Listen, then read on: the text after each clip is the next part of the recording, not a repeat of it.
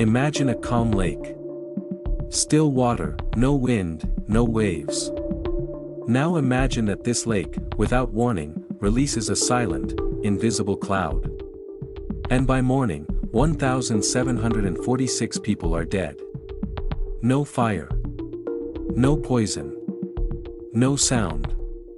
Just a single breath, and then, nothing. How can a lake kill thousands in a matter of minutes? And could it happen again? This is the story of Lake Nyos, the beautiful body of water that became a silent mass murderer, and the scientific mystery that nearly no one saw coming. This is our weird world, where the strangest stories become reality. If you love these kinds of tales, don't forget to subscribe, leave a like, and hit the bell. This way you'll be notified whenever new content comes out, and you'll help this channel grow. Now back to the story.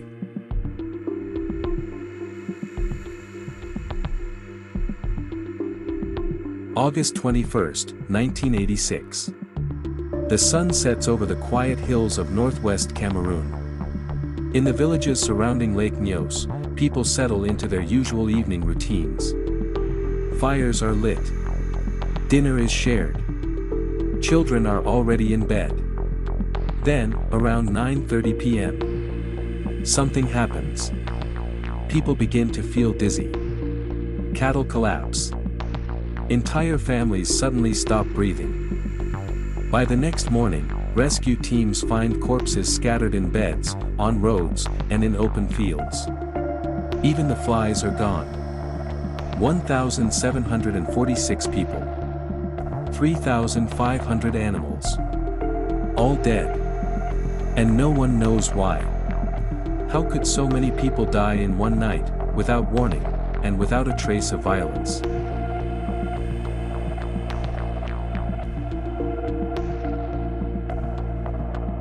Lake Nyos is a crater lake, formed by a volcanic eruption thousands of years ago. It looks peaceful. But deep beneath it, magma still simmers, slowly releasing carbon dioxide into the bottom of the lake through natural vents. Normally, when gas enters a lake, it escapes little by little at the surface, like bubbles in a soda. But Nyos is different. Because of its shape and depth, the lake became stratified, divided into distinct layers that don't mix. The cold, heavy water at the bottom traps the gas. For years, CO2 accumulates under pressure, dissolved invisibly in the lower depths, like a bottle of soda sealed and shaken. But never opened. So the question is, what happens when that pressure becomes too much to contain?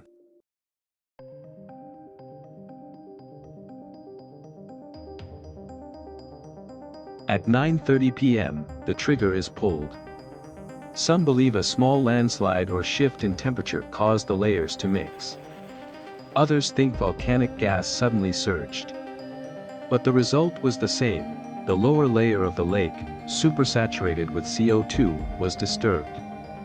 Suddenly, that trapped gas exploded upward, releasing a massive, invisible cloud of carbon dioxide, over 100,000 tons of it, that burst out of the lake like a geyser, then rolled silently across the landscape. CO2 is heavier than air.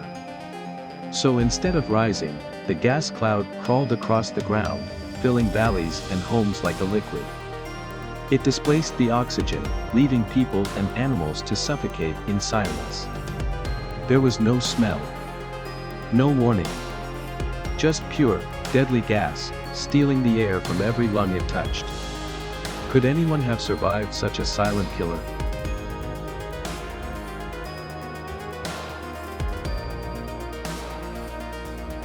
Some did. Joseph Nguyen, one of the few survivors, described waking up confused, surrounded by the bodies of his family and neighbors. He couldn't speak. His throat burned.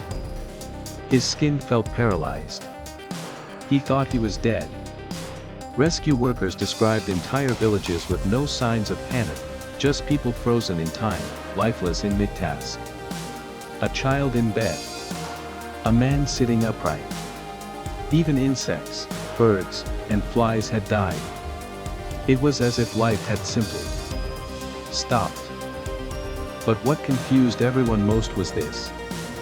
Why wasn't there any damage? No fire, no flooding, no explosion. Just death. What kind of natural disaster does that?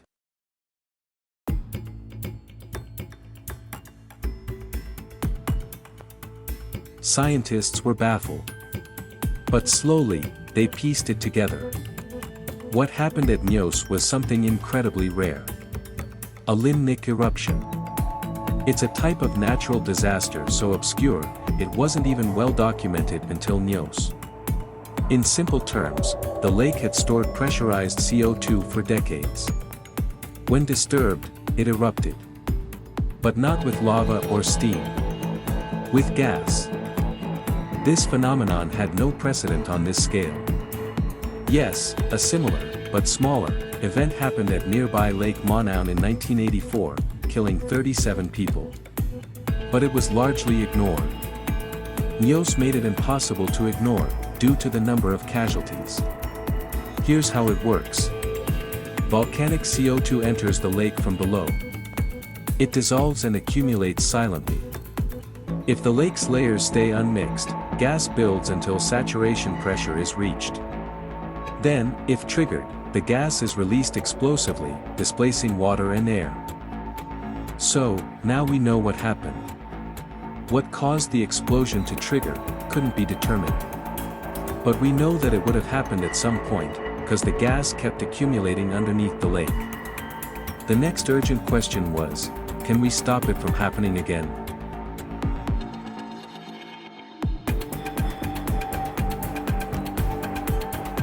After Nyos, an international response began.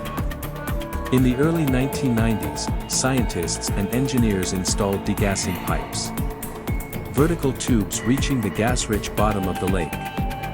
These pipes allow CO2 to rise slowly in a controlled way, releasing it gently into the atmosphere.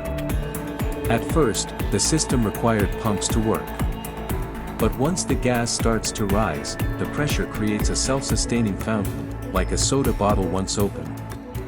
This prevents gas from ever building up to dangerous levels again. Today, Nyos is safer, but not risk-free. If the pipes fail, or if new gas leaks in faster than it can be released, the threat could return. And Nyos isn't alone. Which brings us to a final, terrifying question. Could this happen anywhere else?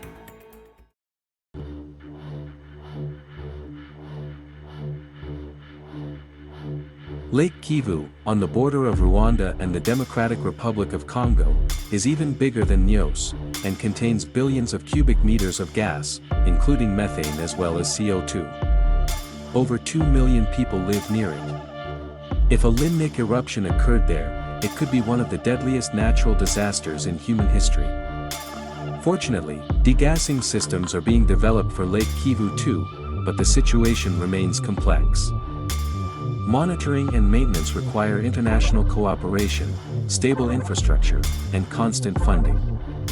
So while we've learned from Nyos, nature doesn't give second chances easily. What other disasters are quietly building beneath our feet?